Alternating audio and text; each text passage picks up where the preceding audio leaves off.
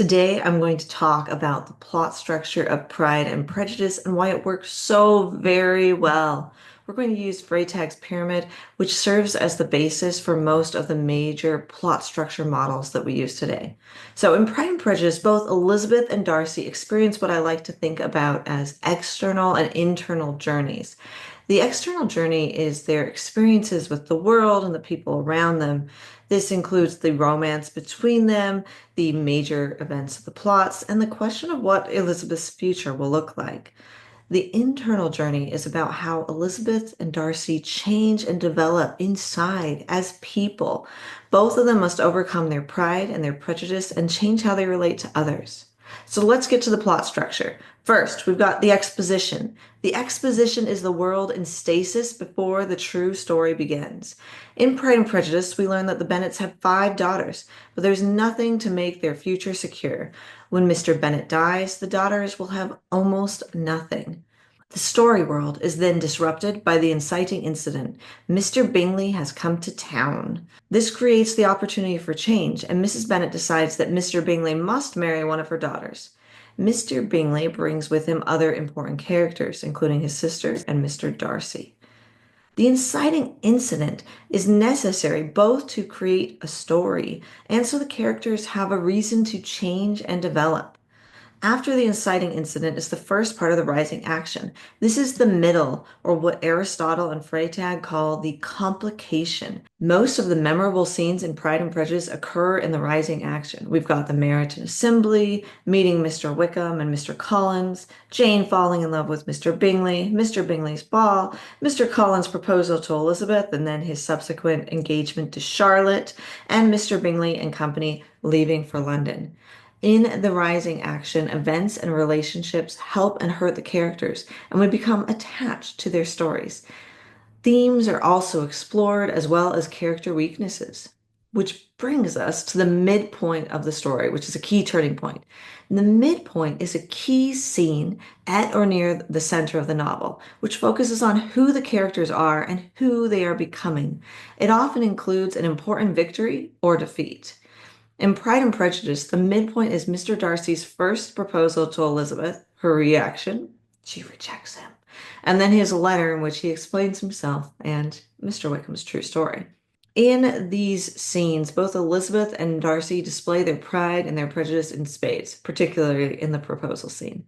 They both leave the midpoint surprised and hurt. This is a point of failure for the characters, but it's also a turning point which helps them change for the better. After Elizabeth's refusal, Mr. Darcy begins to treat others with more kindness. Later, he explains, I have been a selfish being all my life, in practice, though not in principle. As a child, I was taught what was right, but I was not taught to correct my temper. I was given good principles, but left to follow them in pride and conceit. After reading Mr. Darcy's letter and reflecting on it, Elizabeth begins to question her preconceived notions and opens herself up to forgiveness of Mr. Darcy and others and to new perspectives. After the midpoint comes the second part of the rising action. The story and its conflicts continue to rise towards the climax. Elizabeth returns home. She tries to stop Lydia from going to Brighton, but she fails. She also chooses not to reveal Mr. Wickham's true character. She takes a trip to Derbyshire and visits Mr. Darcy's home, Pemberley. Mr. Darcy treats her uncle and aunt with kindness, and as Elizabeth and Darcy spend time with each other, she wonders if she made the right decision in rejecting him. And then the climax when everything comes to a crisis. Often this includes what Freytag calls the tragic moment or force. The tragic force is Lydia's elopement with Mr. Wickham. Elizabeth learns about this elopement from 2 letters. This is made more tragic because Elizabeth feels that she could have prevented it. The whole Bennet family will be ruined as a result, and Elizabeth will lose any chance of a good marriage, especially to Mr. Darcy. He immediately leaves, and Elizabeth is certain she will never see him again. Next, we have the falling action. The falling action is when all the final conflicts, questions, relationships, and subplots of the story are addressed. Now the characters are fully put to the test. Can they resolve the problem that we saw in the climax and the larger problems of the narrative? Can the main characters create a satisfactory resolution for themselves and others? Will they be able to use what they learn throughout this story to address both their internal and external challenges? In Pride and Prejudice, Darcy proves himself in the falling action by finding Lydia and Wickham, strongly encouraging them to marry, and providing them with financial support, all without taking any credit. He also brings Bingley and Jane back together. Elizabeth returns home and provides support for her family members. Then, when Lady Catherine de Bourgh visits, and she tries to make Elizabeth kind of cow to her by requesting that she promise that she'll never enter into an engagement with Mr. Darcy. But here, Elizabeth uses her pride in a useful way to defend herself and stick up to her principles. This event ultimately leads Darcy to realize that he still has a chance with Elizabeth. The falling action often includes a moment of final suspense. In Pride and Prejudice, things seem to be resolving in positive ways, but everything is brought into question when, after bringing Bingley and Jane together, Mr. Darcy leaves again without ever truly talking to Elizabeth. We wonder if they'll ever get together. After Elizabeth and Lady Catherine's confrontation, Mr. Darcy returns, but we still have a little bit more final suspense. Will they talk to each other now? Can they resolve their differences? Ultimately, they do converse deeply and earnestly. Elizabeth thanks Darcy for what he did for Lydia, and Darcy says, I thought only of you. Then comes the final resolution. Darcy says, You are too generous to trifle with me. If your feelings are still what they were last April, tell me so at once. My affections and wishes are unchanged, but one word from you will silence me on this subject forever. Elizabeth accepts his proposal. This proposal and Elizabeth's reaction contrast really strongly with the original proposal.